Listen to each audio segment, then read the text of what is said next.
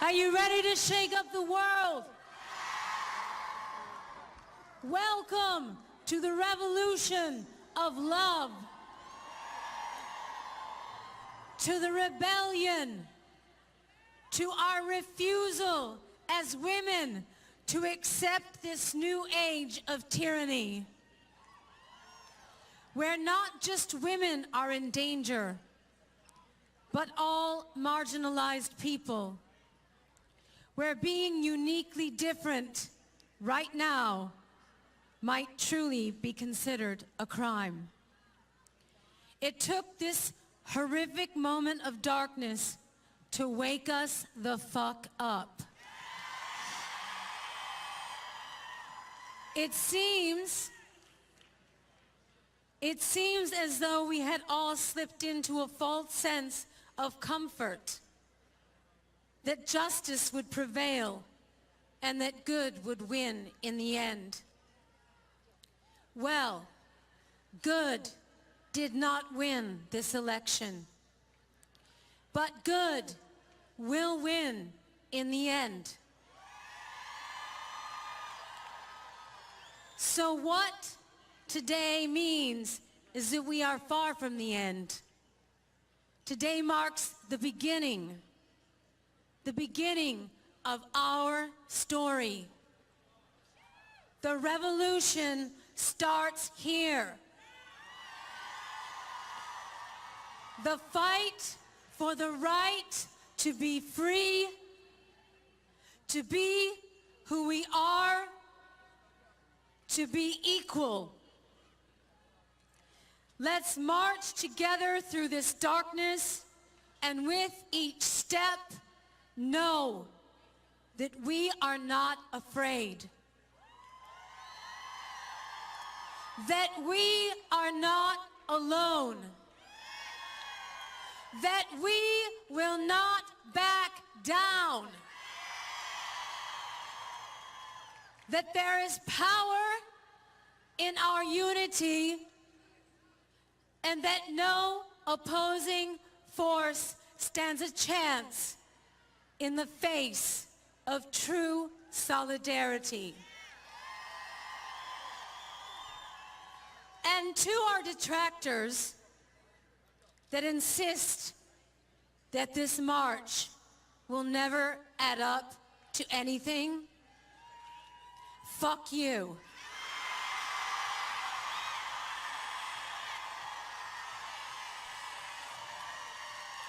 Fuck you. It is the beginning of much needed change.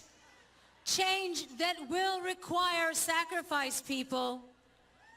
Change that will require many of us to make different choices in our lives. But this is the hallmark of revolution.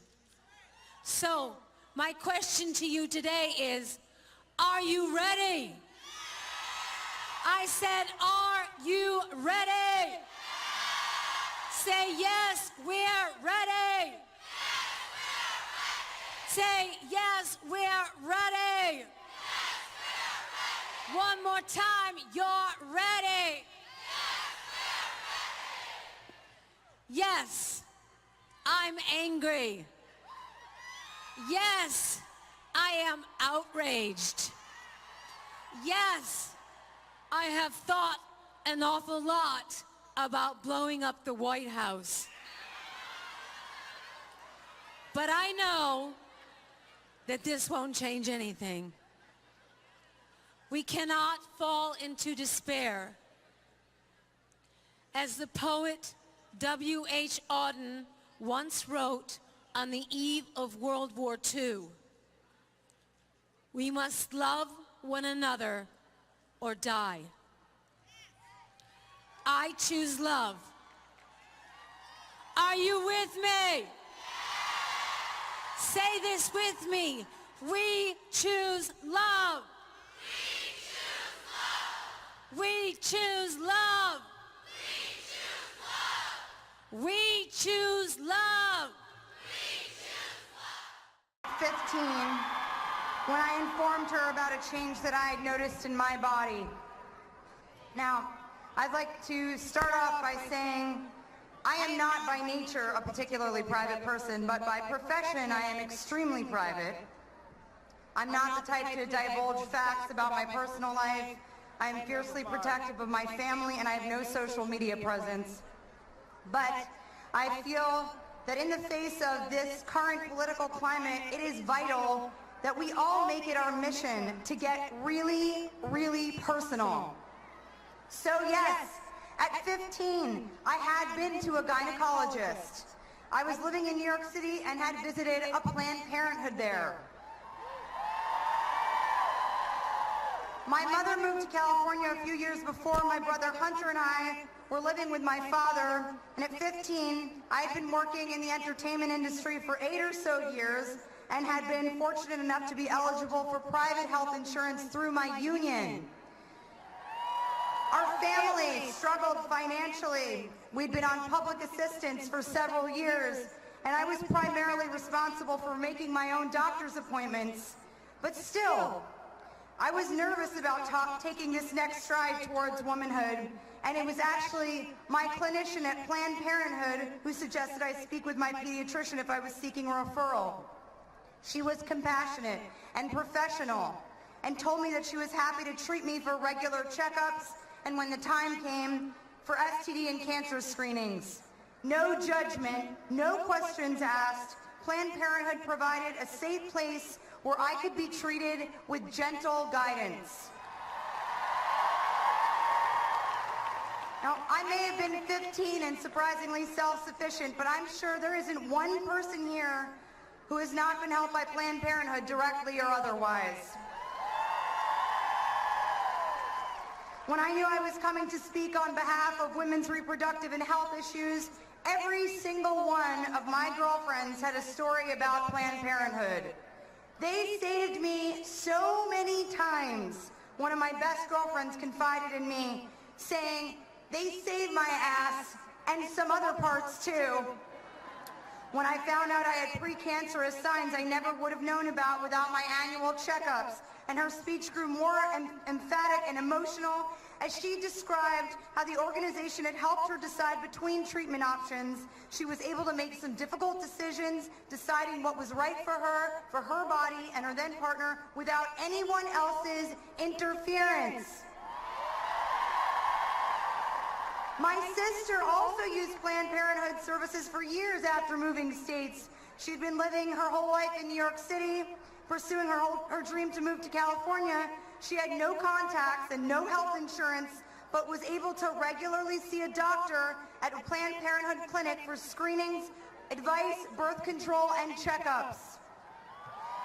For the more than 2.5 million patients a year that rely on Planned Parenthood services for cancer and STD screenings, birth control, safe abortion, and pregnancy planning, these are uncertain and anxious times.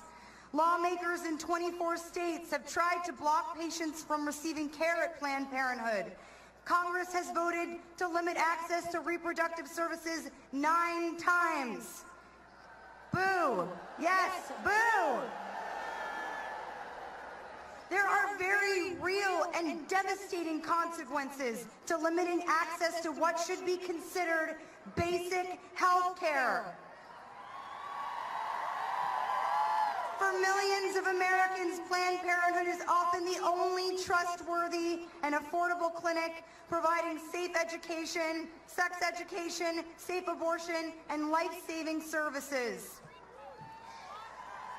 President Trump, I did not vote for you.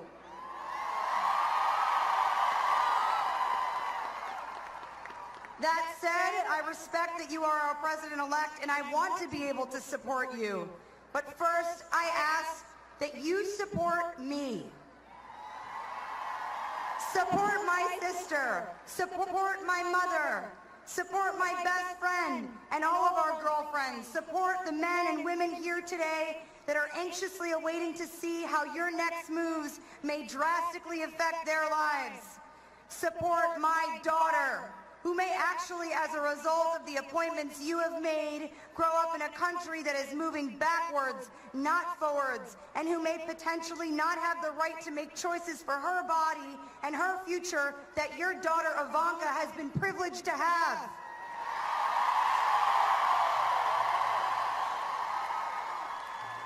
I ask you to support all women and our fight for equality in all things, including the fight to be recognized as individuals who know better for ourselves what is right for our bodies, better than any elected official, popular or otherwise. It is a great honor for me to be speaking here in front of all of you today. After the result of this November's election, I felt as a woman, as an American citizen, a great weight bearing down on my shoulders, the feeling that the near future would present many obstacles, confrontation, and division. My immediate thought after hearing the election results was, oh man, we have so much work to do. But once the heaviness began to subside, I realized that an opportunity has presented itself to make real, long-term change, not just for future Americans, but in the way that we view our responsibilities to get involved with and stay active in our communities. Let this weight not drag you down, but help to get your heels stuck in. I pledge my relentless devotion to support women's health care initiatives. I will not stop fighting to make basic women's health care available to all. I believe with every fiber of my being that the conversations that we have with our partners and our doctors about what we do with our bodies and our future should not be made fodder for any politician, political agenda, lawmaker,